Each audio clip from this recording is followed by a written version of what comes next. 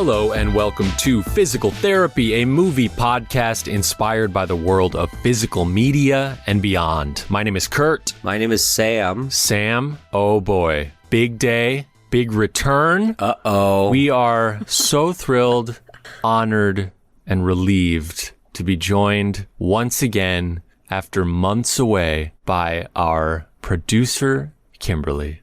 Welcome back, Kimmy. Kimmy. Oh, it's so nice to be back. Finally. Kim, we're just happy to have you here.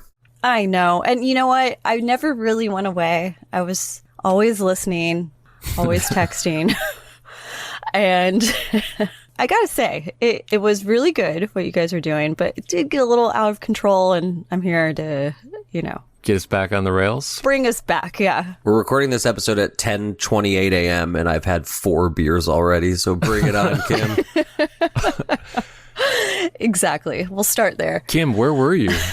Well, my producing talents were used elsewhere, let's say that. And I was actually shooting a movie all summer, and it was pretty crazy, but really amazing. And I'm recovered, and I'm here to talk about movies again, which is very exciting. You were in Copenhagen, Denmark. Yes.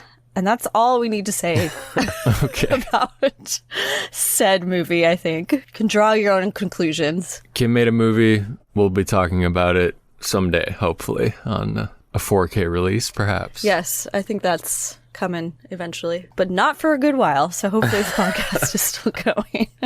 Sam, What's up? we both saw Weapons. We all saw Weapons.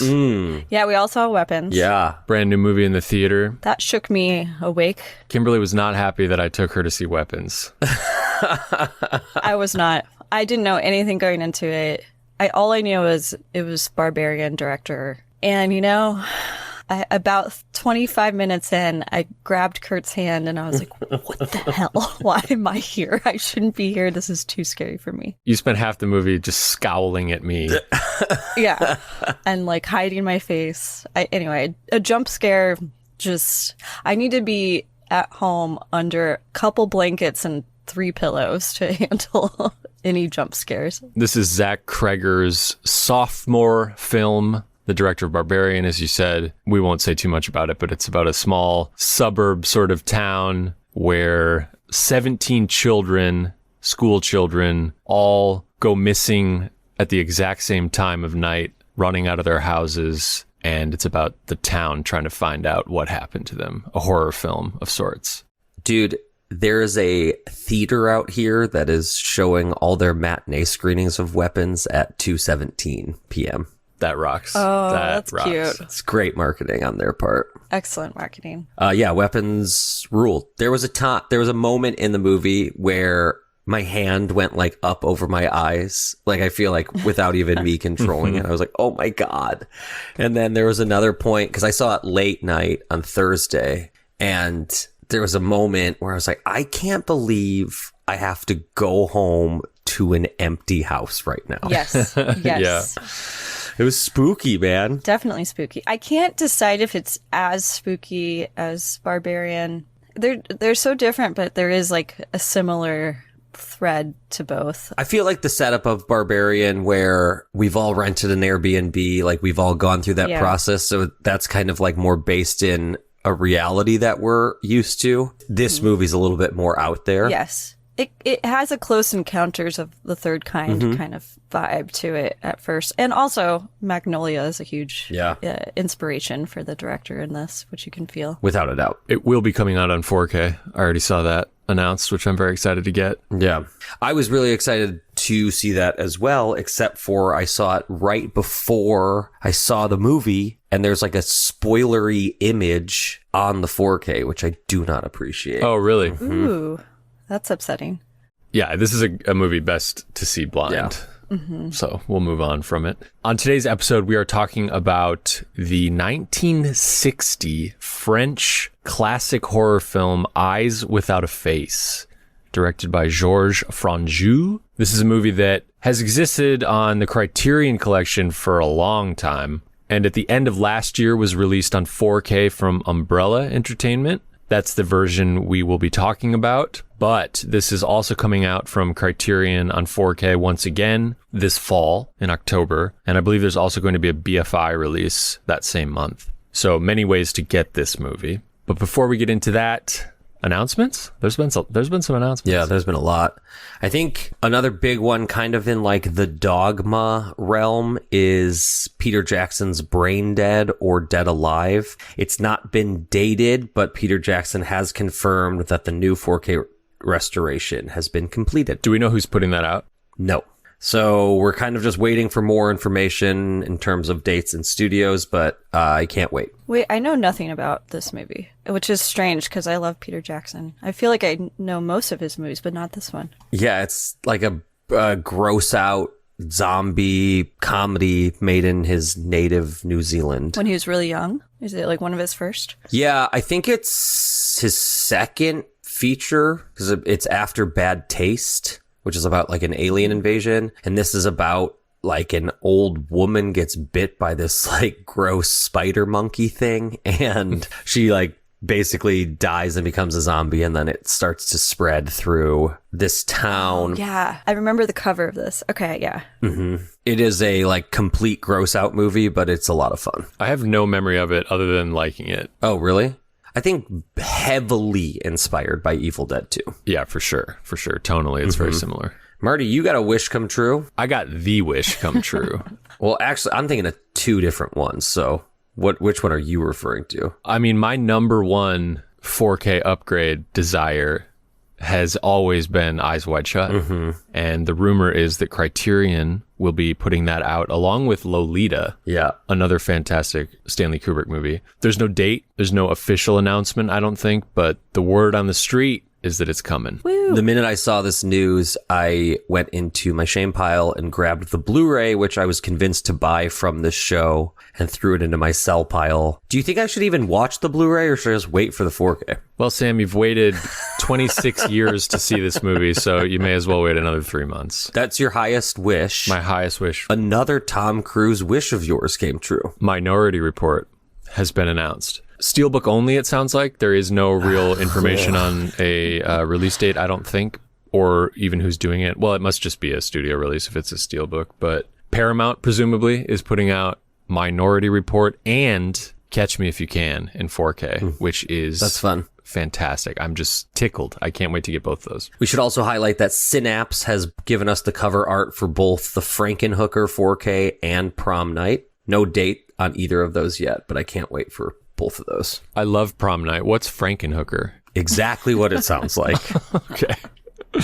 Great. But it's very fun, very campy, very silly. Dude, here's a question. What is up with William Friedkin's Rampage from 1987? Sam, if you don't know the answer to that, this podcast does not know the answer to that. I don't know if I've seen this, actually. Kino Lorber's putting out a 4K. Mm-hmm. And I think this is one of the ones that I had a hard time finding when I was going through like my massive Friedkin rewatch. Cool. Sign me up. Day one blind buy. Sam, I watched a film called Jade recently on 4K.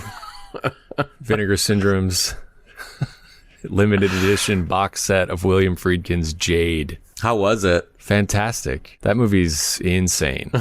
I cannot fucking wait. Like, if you think Basic Instinct is crazy, watch Jade. Yeah. I've seen it. I don't remember it at all. Yeah. Is there a really gnarly car crash in Jade? There's a very gnarly car chase, and yes, okay, yeah. There's a murder with a car. Another one, Sam, if Eyes Wide Shut was my personal top of the mountain wish for a 4K upgrade, I think our podcast's top of the mountain wish for a 4K upgrade has been granted. Yeah. Scream Factory. You guys ready for another pod of... Scream Factory on October 7th is dropping a 4K of the Arnold Schwarzenegger classic, ? End of Days. Hell yeah. Schwarzenegger versus Satan. I think we do it again. Yeah. Gabriel Byrne plays Satan. Oh, God. God, it's good. Yeah, another podcast of the same episode. The artwork is insane, by the way. It's like kind of old school movie poster style. I'm not sure if it's like this is an actual poster for the film or if it's an original artwork, but there's a lot going on it. Yeah. It's very loud. Like, Very loud. Are you buying this? I mean, I don't want to, but I probably have to, right? Oh my God. No, you both don't need this. That is crazy. That is crazy. Can't stop it, Kim. You can't stop it. Oh my God. Umbrella announced that they are going to be releasing 1993's Freaked, which is an Alex Winter movie. Ah, yeah. We talked about that on the Bill and Ted pod, right? Yeah. And so I'm excited to finally pick that up. I've never owned it. It's great that it's coming out on 4K. A kind of a very silly circus freak, practical effects comedy. What's up with Oliver Stone's Savages? Okay. Coming out on 4K from Shout Select in October. I read this book because my dad asked me to. Okay. And I thought it was the most pile of dribble bullshit I've ever read in my life. Okay. When I found out Oliver Stone was making a movie adaptation of it, I said, wow, if that story couldn't get any worse, they've now attached the worst living filmmaker to it. So I'm assuming that Savages fucking sucks, and I will not be watching it. The first line of that book, I will remember this forever. The first line of that book is fuck you, because fuck you. I'm in. Get the fuck out of here, dude. Coming in with pure hate. Wow. This cast is insane. It's Taylor crazy. Kitsch, Benicio, Blake Lively. I can't tell who's wearing Wow. this mask. Selma Hayek, John Travolta. Oh yeah, the guy in the mask is ATJ, Aaron Taylor Johnson, baby. Oh, I like him a lot. Temporal pinza. Yeah, I'm buying this. Talk me out of it. Good luck, brother. Sam, they're also doing Scream Factory, is doing a movie called Black Sunday, which is not the same Black Sunday that Arrow did. Yeah, so the Arrow one is a John Frankenheimer movie about a guy kidnapping a blimp and like trying to blow up the Super Bowl. Kidnapping a blimp. I believe hijacking is the word. Give me back my blimp. Anyway, he kidnaps this blimp, tries to blow up the Super Bowl. Black Sunday is a Mario Bava movie from, I believe, the 60s that is about like a cursed witch. I've never seen this, actually. It looks awesome. So I'll probably pick this up without a doubt. They've also announced Nosferatu, the Herzog version, which has some beautiful, beautiful cinematography in it, but I don't know if I'm going to pick it up. I've never seen that one. I'm reading his memoir right now, and so far it's a lot less about filmmaking and a lot more about hiking around Germany. Yo, actually, one last one that we might have talked about this on the last episode. Do you have any type of a relationship with Silverado? We talked about this. Kim, were you watching Silverado in Copenhagen? Oh gosh, no. Kim, I heard you love Silverado. No, it was a Kevin Costner Western. Wyatt Earp? Yes, it was Wyatt Earp. Which I believe is Lawrence Kasdan, the same director as Silverado. Yes, exactly. What's up with Wyatt Earp? Wyatt Earp apparently sucks. Silverado I hated it. Apparently awesome. I think Silverado is supposed to be good, but I have not seen that one. The last one I want to mention is American Pie is getting a U.S. release. Shout out to the American Pie 4K. I bought the 88 films. I believe that's who did it. And it's fantastic. Great. Love that. Anything to confess, Samuel? Listen, man, you talked me into buying the Steelbook 4K of Small Soldiers. And while I was doing that, I happened to be watching the Blu-ray of 310 to Yuma, the James Mangold version. And that Blu-ray looks like shit. So I upgraded to the 4K as well. And I just have to put it out there. I still hate Steelbooks. Even the Small Soldiers one? I was closing it last night because I was taking the disc out of the player, putting it back in the case and closing it up. It just doesn't close correctly now. It's not bent. It's not like damaged in any way. It just doesn't close on one of the snaps. Is it the hinge? Yeah. Okay. It just doesn't fucking snap closed. And it's like, okay, cool. Like, why would it snapped closed the first time I did it? I can't stand them, dude. I can't stand them. And it's a steelbook, so it's not like you can replace. Yeah. If that happens to a jewel case, it's easy to just get a different jewel case and swap your artwork or whatever. But oh boy, Sam. But I will say the disc is a vast improvement over the Blu-ray for Small Soldiers. Absolutely. What about you? Kim, plug your ears. Oh my God. Oh, you know what I actually had happen to me for the first time since starting this pod and this insane chapter of my life is that I've bought 2 movies twice without remembering that I bought them before. Oh my God. That happened just to happened you. Yeah. Yeah, just happened. Wait, this happened to you both simultaneously? That's Pretty insane. much. Oh no. We're If out anybody of wants to buy a copy of The Third Man on 4K off of me, sealed, brand new, What let me did know. you buy, Sam? I did it twice. I realized it on the same day. On the same day? I didn't do What it is happening? both on the same day. I just realized it on the same day. We are regressing, people. This is Kim, this is you code abandoned red. us. This is what code happens. Yeah. If anybody needs the big box of Blue Sunshine, I have an unopened copy. And Wow. I also have an unopened copy of Tourist Trap, which is a great, I believe, 80s slasher. It's good. Yeah. Is it a 4K or a Blu-ray? They're both Blu-rays. What's up with Tourist Trap, Sam? Yeah, it's like a really creepy, low budget 80s slasher. If I remember correctly, like a group of people go to a like gnarly wax museum, and then I think they get turned into, it's much like House of Wax. Is this the Full Moon Pictures Blu-ray you have? So I have that one, and then I just got a shipping notification that like a box of a bunch of movies also has the 101 Films version on its way to my house. Which one are you keeping? The 101. It's a better case. I'm trying to decide if I want to buy it from you. I have to confess, I have an order coming today, actually, in the mail. Ooh. Dropping that I'm excited about from Orbit. 3 films, all 4Ks, all 90s. Happy Gilmore, Ooh. Billy Madison, Hell yeah. and Tombstone. Ooh, I have that Tombstone. We should maybe do that on the show. We should. Tombstone rules. And then I did place an order for Black Bag, 4K. Okay. Airport, Just 4K. the first one or the Just box the set? first one, Sam. Oh my God. Kino's 4K of Shane, and a pre-order of a movie I have not seen that you liked, a 4K of Dangerous Animals. Oh, fun. Okay. I'm also circling that one as a pre-order. I also need to shout out my buddy Alex for gifting me a copy of the original Naked Gun on 4K. Oh, cool. In a steelbook, but I'm very excited to watch it. I had a really good time with the new one, and I'm really excited to... I don't know if I've ever seen this, which I think I've said on the spot before. Yeah, I believe you haven't. I'm excited to see it. That's awesome. Anything to confess, Kim? Oh God. No, I am clean as a whistle. I You am. buying any Blu-ray? I That am- ain't true. I am an angel in this realm. Kim records our podcast under our staircase in a little hobbit hole, and I have filled that room with Blu-rays and built shelving into the bottom of the steps. So it's just basically like a shame pile temple at this point. And I spent my afternoon yesterday It was overrun with like doubling the amount of Madness. shelves. Yeah.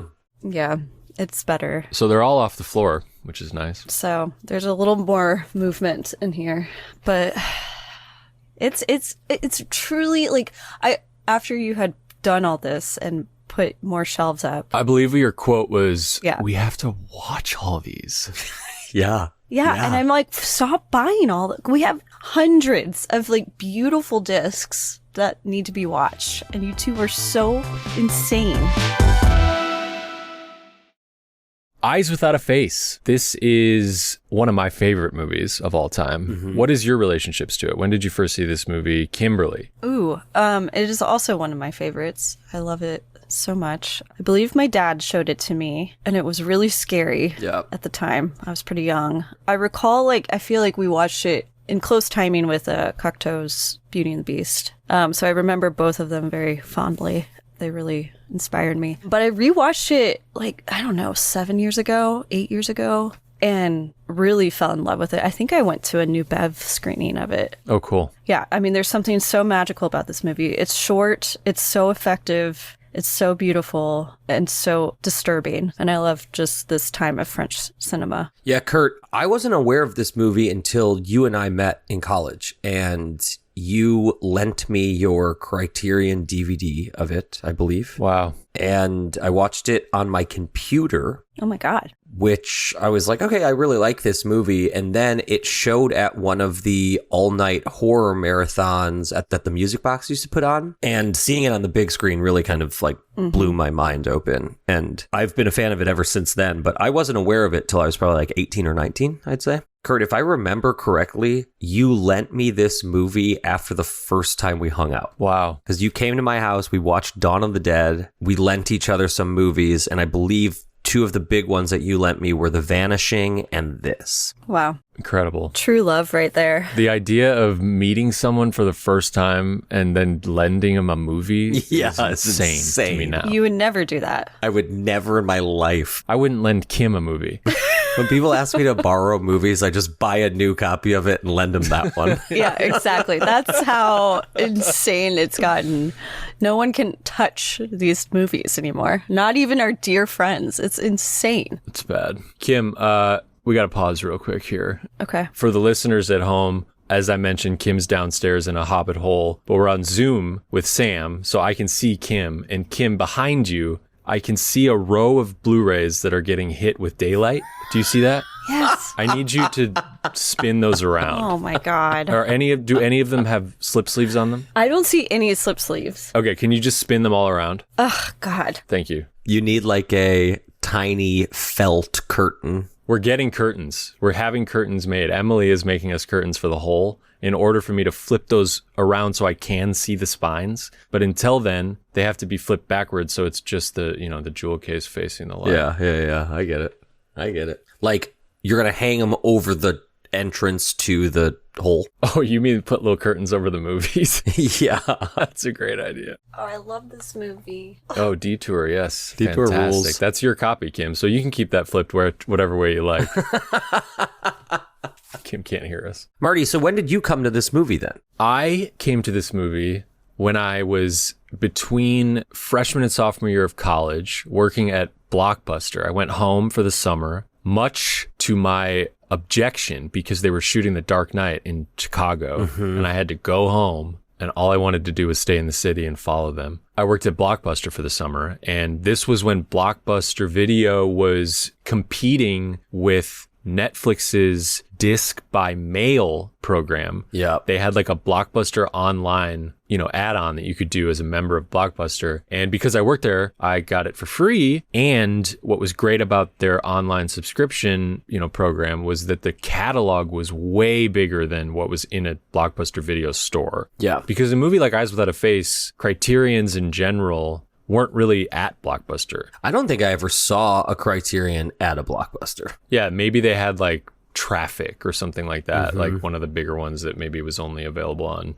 DVD that way or something, but it would have been rare and it would not have been Eyes Without a Face. So yeah, after freshman year of film school, I was kind of turned on to foreign stuff, more art house stuff, and really looking to expand my knowledge in that space. So it was great. It was great timing. And The Vanishing and Eyes Without a Face, I believe I rented those like at the same exact time. Those showed up from Blockbuster by mail, which is just Netflix basically. So that's how I saw it. That's fun. And I don't know why. I don't really know what drew me to it other than maybe the artwork, but it just blew my mind. This is a sort of mad scientist horror film, inspired by that kind of thing, about a surgeon in Paris. Well, very much on the outskirts of Paris. He lives in the outskirts, yeah. That's a point in the movie. Yeah. And he's dabbling in what they call like a physical rejuvenation process. They use the word heterografting, which is essentially like... It's basically extreme plastic surgery. Yeah.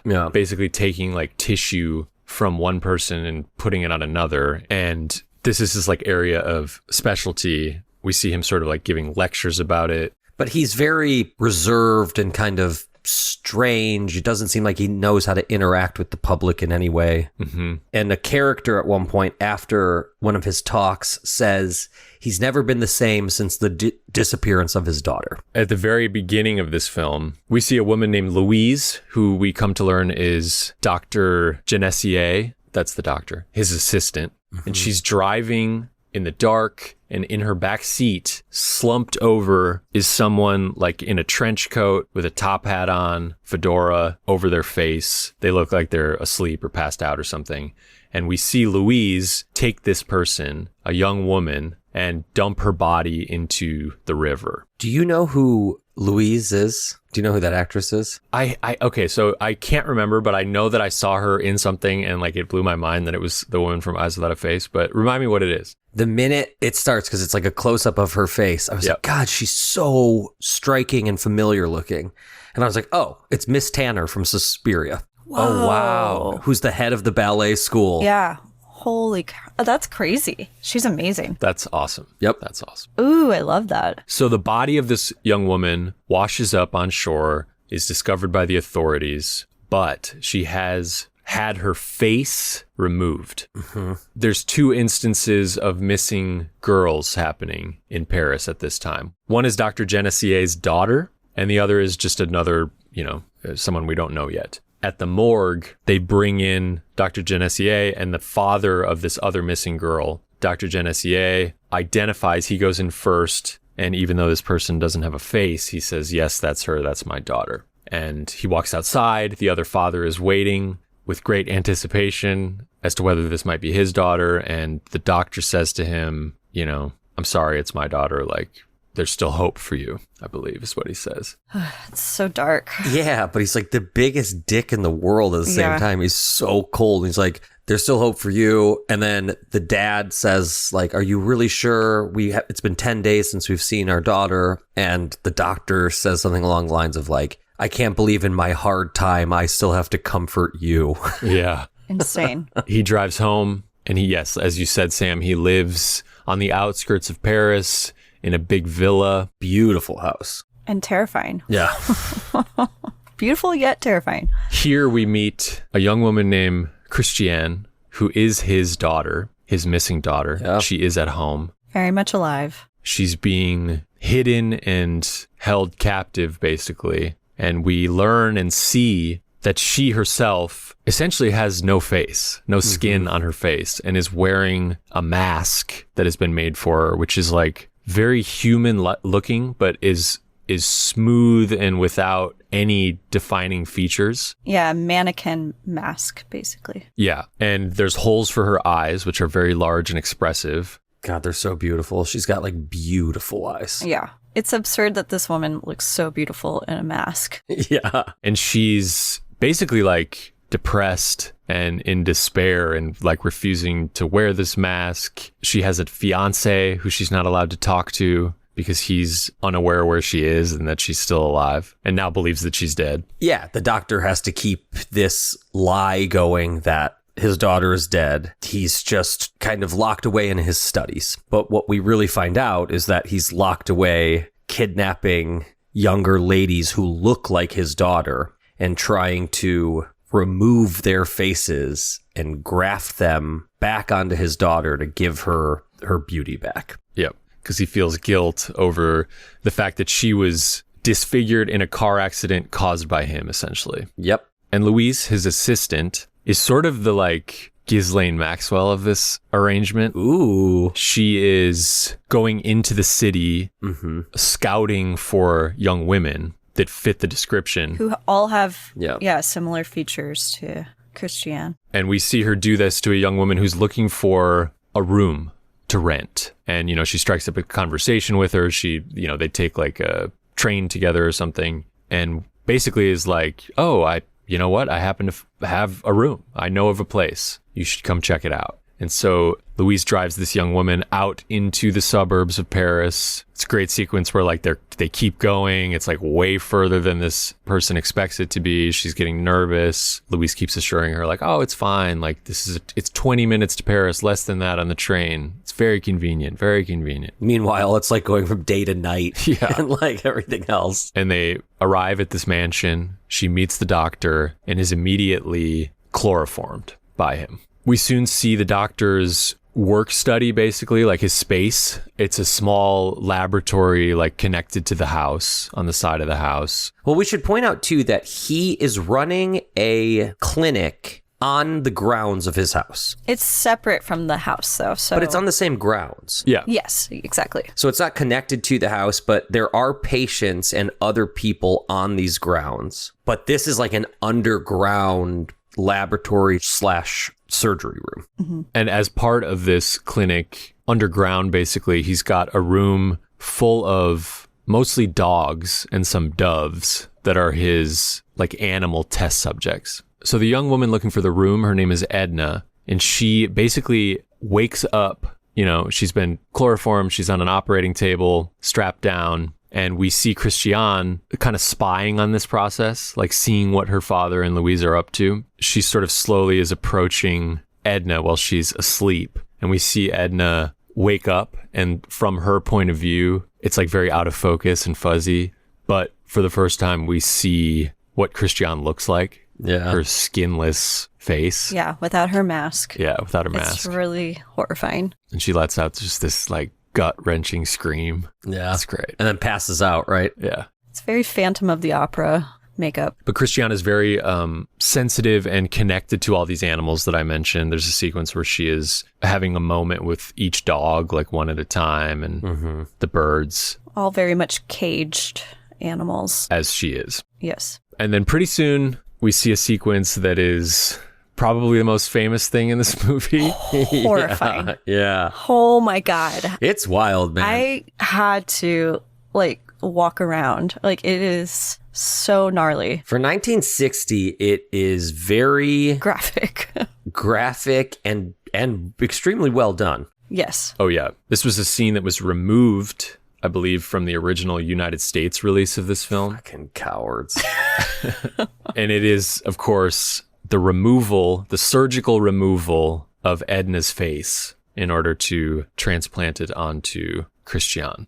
There's a great special feature on this disc. I'm not sure if you saw, Sam. That's like a visual essay. It's by Lindsay Hallam. She goes into many things about this movie and its sort of historical legacy and place within French history and, you know, the history of the mad science genre. But she goes into great detail about this particular scene. I'm going to read a quote that she says about this and why it's so effective. But essentially what we see is Dr. Genessier and Louise operating on an unconscious Edna and, you know, essentially scalpeling around and removing her face. And so Lindsay Hallam says, the scene is effective because it presents the procedure in excruciating detail, which creates a clinical objective distance. We watch the procedure in real time with no music added to evoke certain emotions. The event is plainly presented as though we are in the operating theater with them. The true horror of the scene is due to the fact that it is just the facts. The elimination of emotion from within the scene actually heightens the emotion of the viewer. Franju states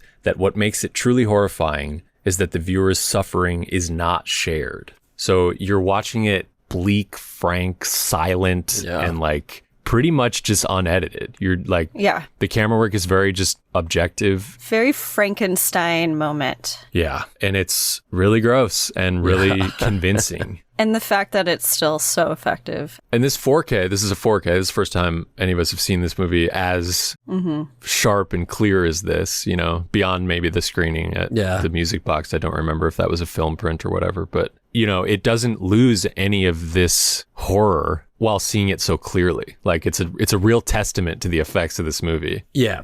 I think one of the other horrific parts of this scene in particular is how the doctor isn't careless in the operation. He's careless towards Edna as a human being. Yes. He's just kind of like throwing her head back and forth to like draw the circle on it where he's going to make the incision. And he's just... And this is clearly not the first girl. Like, this No. is maybe patient 5. Who knows? We don't even know. It seems they have their process down and he has completely distanced himself from the fact that he is operating on another like living person. Yes. And it's very chilling and very cold and uncomfortable. And after the fact, Louise asks him, like, what do you want to do with Edna, who's still alive but has no face and is just like fully bandaged up. Yeah. And he sort of says, like, let me think about it. I'll decide that later. Obviously, we know what happened to the last victim who was dumped in the river, but they transplant this face onto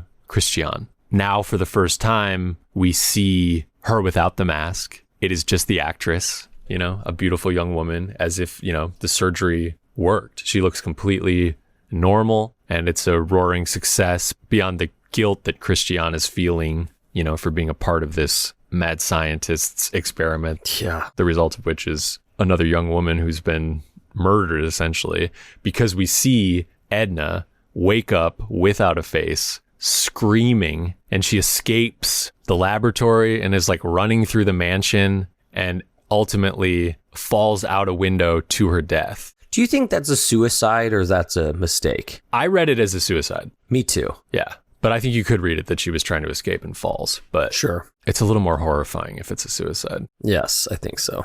She realizes what her life is at this point and is just done with it. Yeah. However, there's an amazing moment where the doctor goes over to his daughter and he's like looking at her a little suspiciously, and he looks at her cheeks and he says, like, "You're not wearing makeup, right?" And she says, "No." And the doctor says, just you have a case of rosy cheeks right now. And this is a sign, the first sign, which he knows but doesn't want to admit at this time, that this procedure perhaps did not go as planned. And this is the first indication that there's like some type of blood leaking or something happening under her skin. Yeah. And there's a great kind of like montage almost. Yeah, it's like a time lapse almost. Yeah. This is my favorite part of the movie. Yeah, of her face slowly deteriorating over several days. And the doctor has a voiceover of him talking about what's happening. First it'll be this, then it'll be this. Yeah. And ultimately she's back to square one. Meanwhile, her fiance. So after the operation goes wrong, Christiane is walking her doomed castle and picks up the phone and calls her fiance just to hear his voice, but is so overcome with the power of it that she whispers his name. And he hears that voice and thinks to himself, it can't possibly be her. She says it again and then hangs up. And he immediately goes to the cops to explain what has happened. And the cops say, she's dead. The doctor has confirmed the body. This must just be like a ghost in the machine. You're imagining it. That police officer drops a hint that kind of sparks the fiance's memory. And they plot a little sting operation to see if they can catch the doctor in what seems to be like a web of lies, which leads to another girl being... Poor thing. Chloroformed and tied to a hospital chair.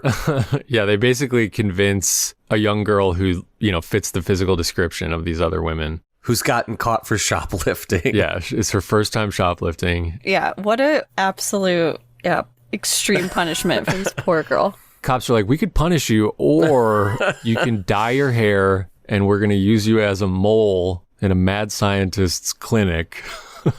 Which she does. Try to catch him in the act. Which, kind of rattle all the lies and the puzzle pieces that the doctor's been telling to get away with this, and it starts crumbling.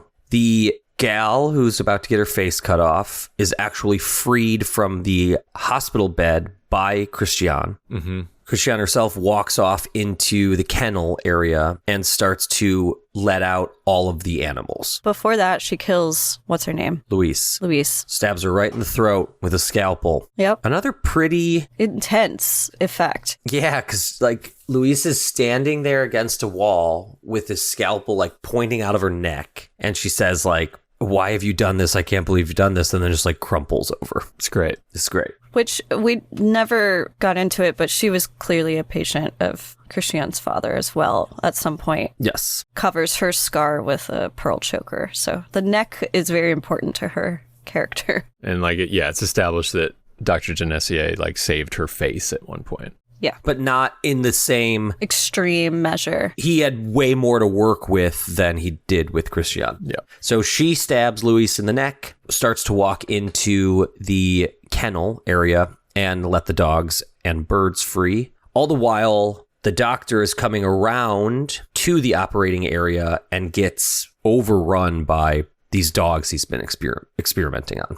And they fucking eat him. Yeah. And his face, they eat his face, which is great. It's so great. And then Christiane like wanders out into the woods with like a dove on her shoulder. No, on her hand. But isn't there one on her shoulder too? There's like 50 doves. She's Snow White, basically, and And then the movie literally ends. yeah, descends into the forest, a free bird. It has a very like warped fairy tale feel to it, this Yes. movie. Yes. Definitely. Yes. I mean, Kim, you mentioned Beauty and the Beast earlier, but just like a young girl locked inside this massive castle on the outskirts of a city while she's trying to come to terms with what has happened to her is basically Beauty and the Beast and the start of many a fairy tale. The elements, the themes of this movie are so haunting, and it's truly about beauty. Everything matters about his daughter's beauty, and that's all that he sees, and that's really horrific. It would be a great double feature to do with The Substance. Very different movies, but a lot of similar themes and ideas. Living in the world in 2025 and watching a movie from 1960 that is implicating plastic surgery and everything else is very interesting. The difference of The Substance is its self-manipulation because of aging, and that's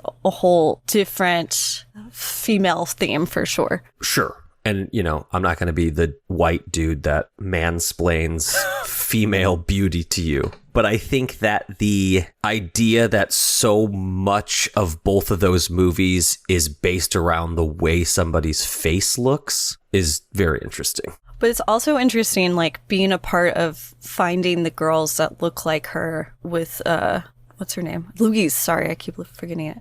And we're almost, like, actively searching with her. And we kind of, as a viewer, are looking for the beauty as well, which is really fucked up in a way. There's just so many layers to this movie. And the horror of the plastic surgery itself. And it's always interesting that Christiane is always hovering around this operating table, like almost wishing the beauty back herself, just so she could be free. It's a very poetic tone, this movie. Very melancholy, very haunting. The music is very haunting and beautiful. I do have to say one thing. I actively hate the main theme in this movie. Really? The kind of carnival-y one. Yeah, the main musical theme, I cannot stand it. Oh, I love it.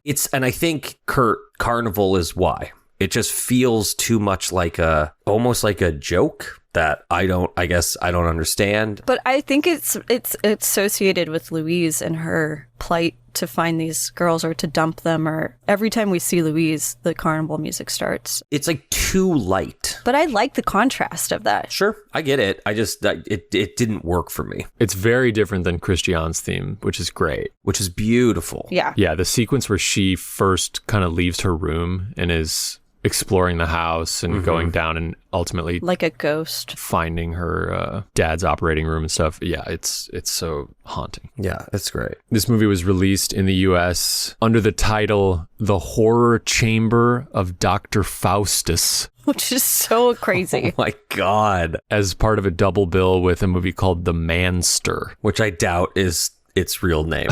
Yeah, probably not.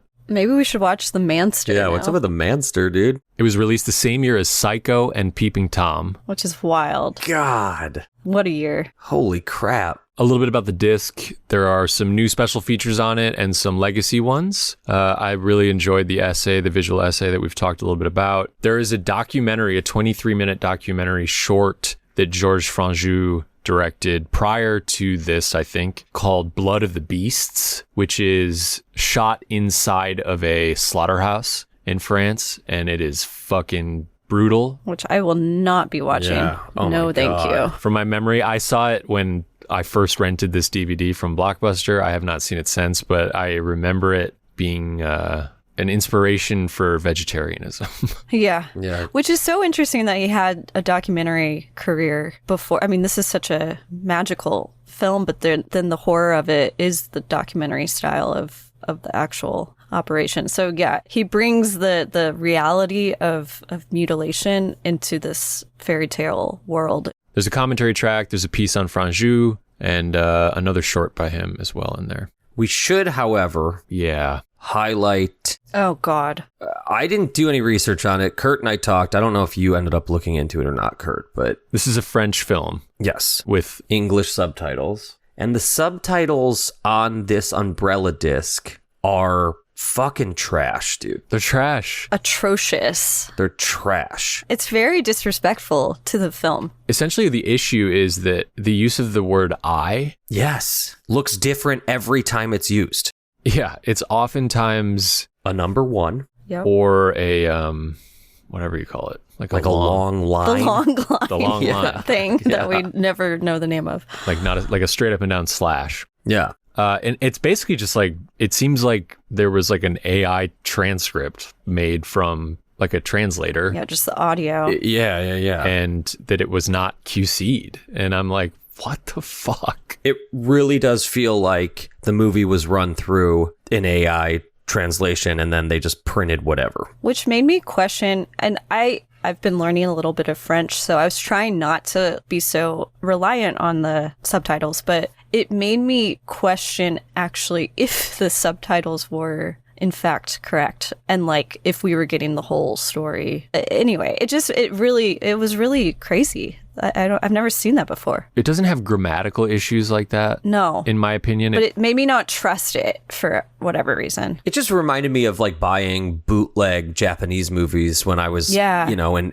early high school and being like, okay, that character clearly did not just say that, but Right. I don't know Japanese, so I guess this is what I'm listening to, you know? We bought different versions, you and I, Sam. Mine is like a beautiful deluxe collector's edition. Oh, you got the big one. Yeah, and it's like, it's gorgeous, and obviously so much care and thought was put into the presentation, and the price point is high. Mm-hmm. It's a real hit, in my opinion, on Umbrella, and it will be very interesting to see the BFI release and the Criterion release, because I gotta think like they're not gonna have this. They're gonna, at least Criterion. I've never seen something like that from Criterion, and it makes me want to double dip already. And like, I love the packaging and I love this edition, but like when I watch this again, I'd kind of like to not be distracted by that. Yeah. You know, again, like we both live in cities that have video stores that will get something like this.